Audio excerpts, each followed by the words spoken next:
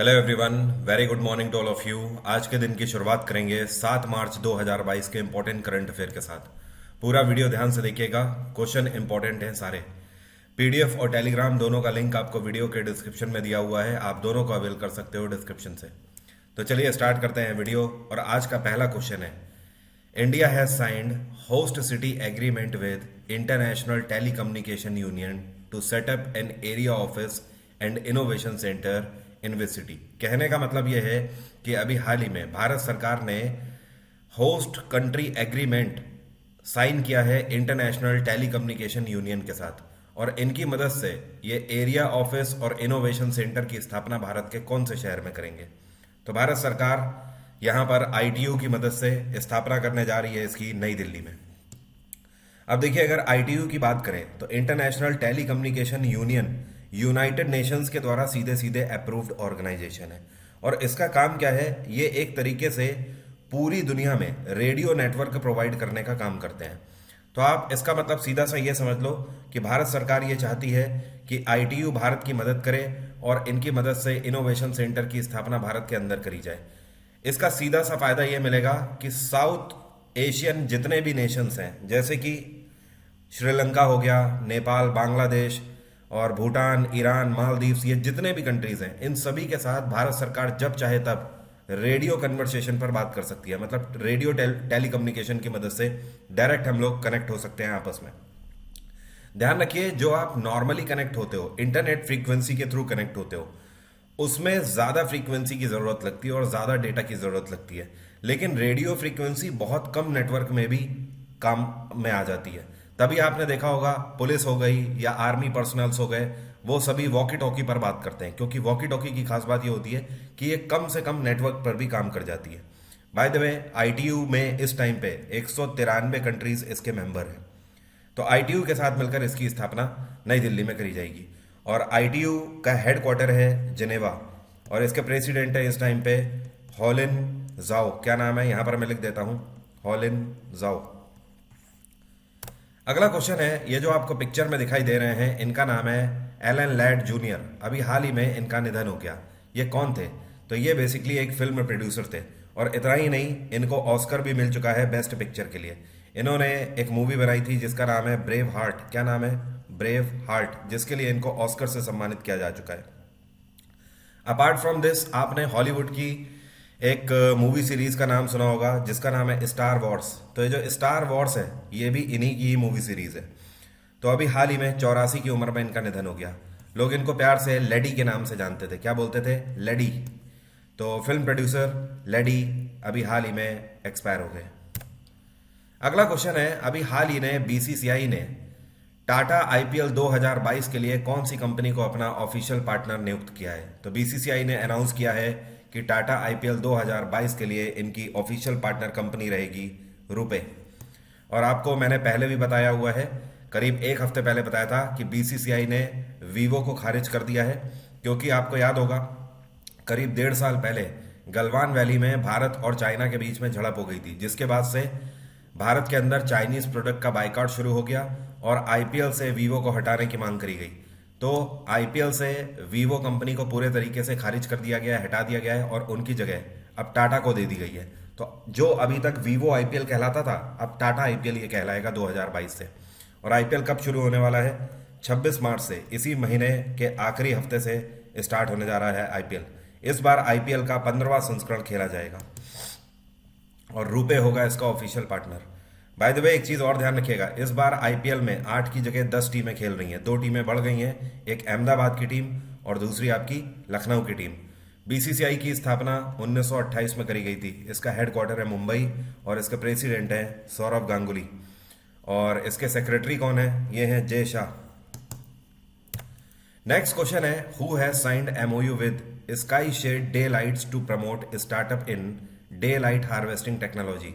कहने का मतलब यह है कि इनमें से अभी हाल ही में किस लीडर ने Sky Shade Daylight company के साथ एक पैक्ट साइन किया है, और इनके साथ पैक्ट साइन करके ये भारत में डे लाइट हार्वेस्टिंग टेक्नोलॉजी को लॉन्च करेंगे।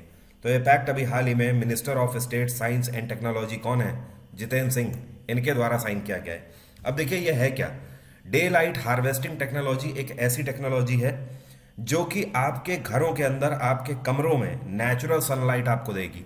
मतलब कहने का कि कई सारे आपके ऐसे कमरे होते हैं ना घर के अंदर, जिनमें दिन के टाइम पे भी अगर सूर्य की रोशनी नहीं आ पा रही है तो जाहिर सी बात है आपको इलेक्ट्रिसिटी यूज करनी पड़ती है।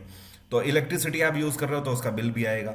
ठीक है, तो ये टेक्नोलॉजी क्या करेगी कि ये एक ऐसा मैकेनिज्म है जिसको आप अपने घर की बालकनी में रख दीजिए या छत में रख दीजिए। उसके बाद ये क्या करेगी, ये सीधे सीधे जो सनलाइट है, नेचुरल फॉर्म में सनलाइट को आपके रूम्स के अंदर प्रोवाइड करेगी। तो काफ़ी इनक्रेडिबल होगा ये देखना, बहुत ही बेहतरीन और नई टेक्नोलॉजी है। और अगर ये टेक्नोलॉजी पूरे तरीके से अप्लाई होती है तो ध्यान रखिए हर एक व्यक्ति की जो बिजली कंजम्पशन है यूनिट की, उसमें 70 से 80% की बचत हो सकती है। तो ये एक बहुत बड़ा स्टेप है, बशर्ते जल्द से जल्द पूरे भारत में अप्लाई हो जाए। और इसको अप्लाई करेगी स्काई शेड डे लाइट। तो भारत सरकार की तरफ से स्काई शेड डे लाइट के साथ ये पैक्ट साइन किया गया है और इनका कहना है कि हमारे जो स्टार्टअप्स हैं उनको भी इसमें प्रमोट किया जाए। Sky shade Hyderabad based company है। अगला क्वेश्चन है, in which city Reliance industries will open Jio world centre. यह कौन सा शहर है जिसमें रिलायंस के द्वारा जियो वर्ल्ड सेंटर की स्थापना करी जाएगी। तो रिलायंस ने अनाउंस किया है कि ये मुंबई में जियो वर्ल्ड सेंटर की स्थापना करेंगे और मुंबई के अंदर बांद्रा कुर्ला कॉम्प्लेक्स में इसकी स्थापना करी जाएगी। अब देखिए ये अपने आप में एक सोसाइटी की तरह होगा जियो वर्ल्ड सेंटर। इसके अंदर आपको अपार्टमेंट्स भी मिलेंगे और अच्छे रेस्टोरेंट्स भी आपको प्रोवाइड किए जाएंगे, म्यूजिकल फाउंटेन्स की भी फैसिलिटी दी जाएगी, कल्चरल सेंटर्स भी होंगे, कल्चरल इवेंट ऑर्गेनाइज करने के लिए ऑडिटोरियम्स की भी स्थापना करी जाएगी। तो कहने का मतलब एक प्रॉपर सोसाइटी की स्थापना करने जा रही है रिलायंस इंडस्ट्रीज, जिसका नाम होगा जियो वर्ल्ड सेंटर। और इसको बनाया जाएगा 18.5 करोड़ की मदद से। कितने? 18.5 करोड़। ध्यान रखिएगा, सिर्फ और सिर्फ पहले फेज की बात हो रही है। पहला फेज इसका 2022 में ही ओपन हो जाएगा, उसके बाद सेकेंड फेज में इससे कहीं ज्यादा पैसा इसमें लगेगा। दूसरा फेज इसका 2023 में आएगा। नेक्स्ट क्वेश्चन है, क्रिकेटर रॉड मार्श का अभी हाल ही में निधन हो गया। ये जो आपको पिक्चर में दिख रहे हैं ये है रॉड मार्श, इनका अभी हाल ही में निधन हो गया। ये कौन से देश के क्रिकेटर थे? तो ये ऑस्ट्रेलियन क्रिकेटर थे और बेसिकली ये एक विकेट कीपर थे। 1970 में इन्होंने डेब्यू किया था और 1984 में इन्होंने आखिरी मैच खेला था। 14 साल का करियर इनका रहा है जिसमें इन्होंने 96 टेस्ट मैच खेले हुए हैं और 92 वनडे इंटरनेशनल खेले हुए हैं। तो अभी हाल ही में 74 वर्ष की उम्र में इनका निधन हो गया। और कल के वीडियो में मैंने आपको बताया था शेन वॉर्न का भी निधन हो गया है 52 वर्ष की उम्र में। उन्होंने डेब्यू किया था 1992 में और 2007 में आखिरी मैच खेला है। 15 साल का उनका करियर था। अगला क्वेश्चन है, ये कौन सा शहर है जहां पर अभी हाल ही में study in India meeting organise करी गई। तो इसको ऑर्गेनाइज किया गया ढाका में। कहां पर? बांग्लादेश की कैपिटल ढाका में। ये 2 दिन की मीटिंग हुई और ये कब से कब तक चली तो आपको बता दूं, ये 5 और 6 मार्च को आयोजित यहां पर करी गई। अब देखिए स्टडी इन इंडिया मीटिंग जो ऑर्गेनाइज करी गई है इसका मेन मोटो क्या है। इसके तहत भारत के एजुकेशन सिस्टम को प्रमोट किया गया है और आज की डेट में आपको मैं बता दूं पूरी दुनिया के 150 देशों के बच्चे भारत में पढ़ने आते हैं। तो आगे आने वाले टाइम में बांग्लादेश से भी स्टूडेंट्स भारत में स्टडी के लिए आ पाएंगे। तो यहाँ पर बेसिकली इंडियन एजुकेशन सिस्टम को प्रमोट किया गया है। अगला क्वेश्चन है, Indian railways has tested an anti collision system named as what. अभी हाल ही में भारतीय रेलवे ने एंटी कॉलिजन सिस्टम लॉन्च किया है। इसका नाम क्या रखा गया है? तो इसका नाम है कवच। अब देखिए आप लोगों ने देखा होगा अभी महिंद्रा की एक गाड़ी आई थी जिसका नाम है XUV 700।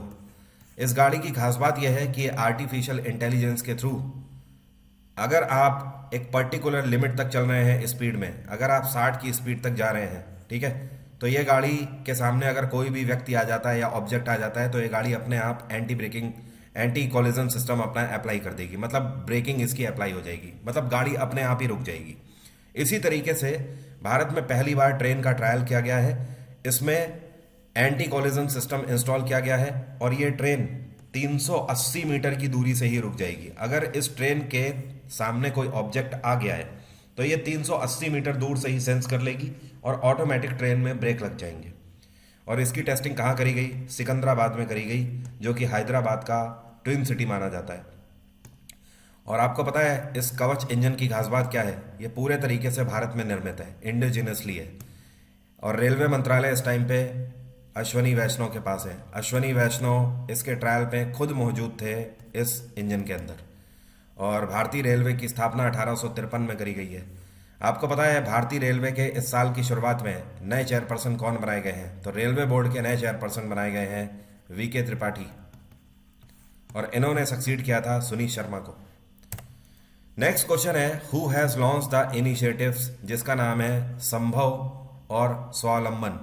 तो कहने का मतलब यह है कि भारत में प्लास्टिक वेस्ट मैनेजमेंट को करने के लिए या फिर प्लास्टिक वेस्ट को के इश्यू को टैकल करने के लिए दो इनिशिएटिव लॉन्च किए हैं, जिसका नाम है संभव और स्वावलंबन। ये दोनों इनिशिएटिव किसके द्वारा लॉन्च किए गए? तो इसको भानु प्रताप सिंह वर्मा के द्वारा अभी हाल ही में लॉन्च किया गया है। और ये कौन है? ये एमएसएमई के मिनिस्टर ऑफ स्टेट है। अब देखिए, इसका सीधा सा मेन मोटो है कि भारत में वेस्ट मैनेजमेंट और रिसाइकलिंग प्लांट्स की स्थापना करना। भारत में आने वाले टाइम में और भी बेहतर रिसाइकलिंग प्लांट्स की स्थापना करी जाएगी, जिससे कि प्लास्टिक वेस्ट को हम रिसाइकल कर पाए। साथ में प्लास्टिक वेस्ट ऐसा जो कि आप रिसाइकल नहीं कर सकते, तो उसका इस्तेमाल रोड्स को बनाने में किया जाएगा आने वाले टाइम में। तो इसका मेन मोटो लिखा हुआ है, know your waste and how recycling is the right thing to do which is to be done in a right way. Next question है, ministry of AYUSH announced investment of ₹100 crore to develop AYUSH health care sector in which state. AYUSH मंत्रालय ने अभी हाल ही में किस राज्य के अंदर अनाउंस किया है कि ये 100 करोड़ रुपए का सीधे सीधे निवेश करेंगे? तो आयुष मंत्रालय नागालैंड के अंदर निवेश करने जा रहा है 100 करोड़ से भी ज़्यादा का। और इसकी मदद से नागालैंड के अंदर एक आयुर्वेदिक कॉलेज की स्थापना करी जाएगी, और इस कॉलेज के अंदर लोगों को आयुष के फायदे बताए जाएंगे। देखिए, आयुष में ए फॉर आयुर्वेदा है, Y for yoga, U for Unani, S for Siddha और एच फॉर होम्योपैथी। आयुष मंत्रालय का मेन मोटो ये है कि भारत में एलोपैथी दवाओं का ट्रेंड कम किया जाए और ज़्यादा से ज़्यादा लोग होम्योपैथी दवाएं और आयुर्वेदिक दवाएं यूज़ करें। साथ में योगा को अपनी डेली दिनचर्या में शामिल करें। और ये मंत्रालय इस टाइम पे सर्बानंद सोनोवाल के पास। तो सर्बानंद सोनोवाल के ही द्वारा ये अनाउंस किया गया कि ये 100 करोड़ का इन्वेस्टमेंट नागालैंड के अंदर करेंगे। तो पहली चीज़ तो ये 100 करोड़ की मदद से state of the art Ayurvedic college की स्थापना करी जाएगी। साथ में एक हॉस्पिटल बनाया जाएगा 30 बेड का, और 3 हॉस्पिटल बनाए जाएंगे 10-10 बेड के। ठीक है, और इन सब की स्थापना कहाँ करी जाएगी? तो एक नागालैंड में एक डिस्ट्रिक्ट है जिसका नाम है लोंगलेंग। क्या बोलते हैं? लोंगलेंग डिस्ट्रिक्ट। इसके अंदर इसकी स्थापना करी जाएगी। नागालैंड में इस टाइम पे नेपियर यो की सरकार है और यहाँ पे गवर्नर है डॉक्टर जगदीश मुखी। मणिपुर में बीरेन सिंह की सरकार है, मिजोरम में पू जोरमथंगा की सरकार है, और आसाम में हिमांता बिस्वा शर्मा की सरकार है। अगला क्वेश्चन है, ये कौन सी राज्य सरकार या यूटी सरकार है जिसके साथ यूनिवर्सिटी ऑफ बर्मिंघम ने अभी हाल ही में मिलकर कूलिंग प्रोजेक्ट लॉन्च किया है? तो ये है हमारे देश की राज्य सरकार तेलंगाना। तेलंगाना के साथ मिलकर ब्रिटेन की यूनिवर्सिटी ऑफ बर्मिंघम ने फैसला लिया है कि एक कूलिंग प्रोजेक्ट स्थापित करेंगे। अब देखिए, कूलिंग प्रोजेक्ट आपको नाम से ही पता लग रहा है, ये एक ऐसी टेक्नोलॉजी देंगे भारत में कि रेफ्रिजरेशन किया जाता है। मतलब आप किसी भी तरीके का फूड, जैसे कि सब्जी हो गई, फल हो गए या अनाज हो गया, या आप कोल्ड स्टोर में रखवाते हो ना अपना, जैसे कि कोई किसान है वो अपना बचा हुआ अनाज कोल्ड स्टोर में रखवाएगा, या कोई आलू उगाने वाला किसान है वो आलू अपना कोल्ड स्टोरेज में स्टोर करता है।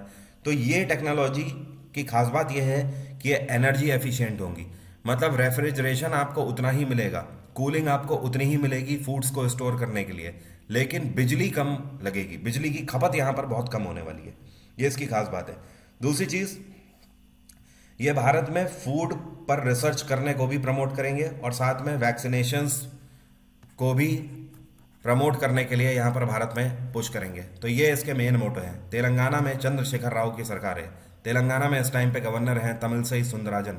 उत्तर प्रदेश में योगी आदित्यनाथ की सरकार है, दिल्ली में अरविंद केजरीवाल की सरकार है, और गुजरात में भूपेंद्र पटेल की सरकार है। अगला क्वेश्चन है, अभी हाल ही में इंडियन आर्मी के द्वारा 3 दिन की विंटर फेस्टिवल को आयोजित किया गया है। तो ये विंटर फेस्टिवल 3 दिन का जम्मू कश्मीर में कौन सी जगह में मनाया गया? तो इसको गुलमर्ग में आयोजित किया गया है इंडियन आर्मी के द्वारा। अब देखिए, जो 3 दिन का विंटर फेस्टिवल मनाया गया है, यह 4 तारीख से शुरू हुआ था और 6 मार्च को ख़त्म हुआ है अभी हाल ही में।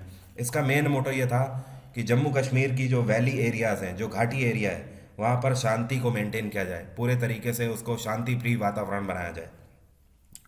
और इसका उद्घाटन general officer commanding 19 infantry division के, जिनका नाम है अजय चांदपुरी, इनके द्वारा इसका उद्घाटन किया गया। और इंडियन आर्मी चीफ कौन है? यह है मनोज मुकुंद नरावने। अगला क्वेश्चन है, with which IIT institute future crime research foundation will build a search engine to help policing. कहने का मतलब यह है, पुलिस की मदद करने के लिए यह कौन सा आईआईटी है जो कि फ्यूचर क्राइम रिसर्च फाउंडेशन के साथ मिलकर एक नए सर्च इंजन को लॉन्च कर रहा है? तो ये है आईआईटी कानपुर। पूरे भारत में पहली बार एक ऐसा आर्टिफिशियल इंटेलिजेंस बेस जो कि बिग डेटा सर्च इंजन होगा, इसकी स्थापना करी जाएगी। इस सर्च इंजन की मदद से आप क्राइम मैपिंग के बारे में जान पाएंगे, पुलिस किस तरीके से एनालिसिस करती है चीज़ों को उसके बारे में जान पाएंगे। साथ में इतना ही नहीं, अगर आपके पास पुलिस को देने के लिए कोई खबर है तो वो सारी चीज़ें आप इन पोर्टल्स पर अपलोड कर पाएंगे और पुलिस आपसे डायरेक्ट जुड़ पाएगी। और by the way, IIT Kanpur तो आपको पता ही है कानपुर में है, लेकिन ये जो फ्यूचर क्राइम रिसर्च फाउंडेशन है, कहाँ की है फाउंडेशन? ये लखनऊ बेस्ड फाउंडेशन है। तो ये दोनों मिलकर इसको लॉन्च करेंगे सर्च इंजन को।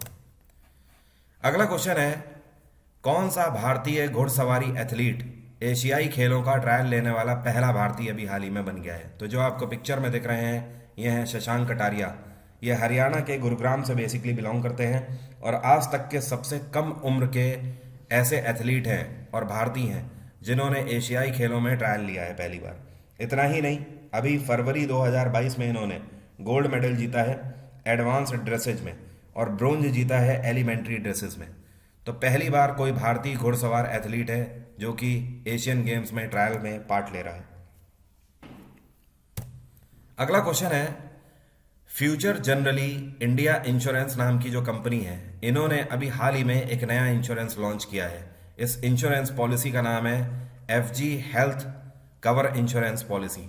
ये पॉलिसी इसने किस एनिमल के लिए लॉन्च करी है? तो फ्यूचर जनरली इंडिया इंश्योरेंस ने यह पॉलिसी लॉन्च करी है स्पेशली डॉग्स के लिए। मान लीजिए आप कोई डॉग पाल रहे हो, आपका पेट कोई डॉग है, ठीक है, तो इस डॉगी के लिए आप इंश्योरेंस करा सकते हो और ये इंश्योरेंस 323 रुपए का आपको पर महीने का पड़ेगा। अब समझिए इसके फायदे क्या होंगे। अगर आप 323 रुपए का इंश्योरेंस कराते हो अपने डॉग का, तो मान लीजिए उसकी हेल्थ बिगड़ जाती है तो उसका मुफ्त में ट्रीटमेंट होगा। साथ में अगर कोई टर्मिनल इलनेस है तो उसका भी फ्री आपको मिलेगा इलाज। इतना ही नहीं, डॉग की अगर सर्जरी कोई होनी है तो वो भी आपको मुफ्त में यहाँ पर इलाज मिलेगा। और अपार्ट फ्रॉम दैट, अगर इन केस किसी के डॉगी की मौत हो जाती है, डेथ हो जाती है, तो उस केस में उसके फ्यूनरल के एक्सपेंसेस भी यही कंपनी देगी। मतलब आप जिस तरीके से उसे विदा करना चाहते हैं इस दुनिया से, उसमें आने वाला जितना भी खर्चा है वो सब ये पॉलिसी के ही थ्रू आपको मिलेगा। तो काफ़ी अच्छा इनिशिएटिव है पेट डॉग्स के लिए। 323 रुपये पर मंथ पे आप इसे अवेल कर सकते हो। और आज है 7 मार्च, दोपहर में 3 बजे मैंने स्पेशल क्लास लगाई हुई है। ल्यूसेंट जैकपॉट सीरीज़ में चला रहा हूँ अनअकैडमी स्पेशल क्लास पे। सभी के लिए क्लासेस फ्री हैं। आज इसकी चौथी क्लास होने जा रही है, तो आप इस क्लास के लिए रजिस्टर कर सकते हो। क्लास का लिंक वीडियो के डिस्क्रिप्शन बॉक्स में मैंने दिया हुआ है। अभी तुरंत जाइए, उस लिंक पे जाके एनरोलमेंट का ऑप्शन आएगा, ग्रीन कलर का बटन, उस पर क्लिक करिए। और हाँ, क्लास आपकी तभी खुलेगी जब आप अनलॉक कोड डालेंगे 18777। इस कोड की ही मदद से क्लास खुलेगी। तो ज़्यादा से ज़्यादा लोग इसका फ़ायदा ले लीजिए। अगले 10 दिन तक ये क्लास चलने वाली है, मतलब 4 क्लास आज से हो जाएंगी। अभी 6 क्लास इसमें और बाकी हैं। टोटल 10 क्लास की ये मैं सीरीज़ चला रहा हूँ। आप इसका फ़ायदा ले लीजिए, आपको ही इसका बेनिफिट मिलेगा अगले महीने जब आपके एग्ज़ाम शुरू होंगे। तो अच्छा मौका है, फ्री ऑफ कॉस्ट है, ज़रूर पूरी सीरीज़ कवर करिए आप लोग, ज़्यादा से ज़्यादा लोग। इतना ही नहीं, आप मुझे प्लस में भी ज्वाइन कर सकते हो। अगर आप आगे आने वाले किसी भी एग्ज़ाम की तैयारी कर रहे हो तो जीएस जीके की प्रॉब्लम आप मेरे ऊपर छोड़ सकते हो। जीएस जीके का फुल बैच मेरा चल रहा है और साथ में करंट अफेयर का पिछले 1 साल का पूरा बैच चल रहा है। ये दोनों आपको मिल जाएंगे अनअकैडमी प्लस में। उसके लिए आप अनअकैडमी प्लस को सब्सक्राइब कर सकते हो और उसके लिए भी कोड है वरुण 777। इसकी मदद से इस टाइम पर 1 साल के सब्सक्रिप्शन पे 6 महीने का एक्स्ट्रा सब्सक्रिप्शन आपको मिलेगा और साथ में 15% तक का मैक्सिमम डिस्काउंट भी आपको मिलेगा। ये अलग है डिस्काउंट और 6 महीने का सब्सक्रिप्शन अलग है, मतलब दोनों मिलाकर आपको मिलेंगे फायदे इस कोड की मदद से। तो आज की बात यहीं तक रहेगी। Bye bye, take care, have a nice day. आपका दिन मंगलमय हो। और वीडियो से कुछ भी सीखने को मिला है तो लाइक का बटन ज़रूर दबा दीजिए।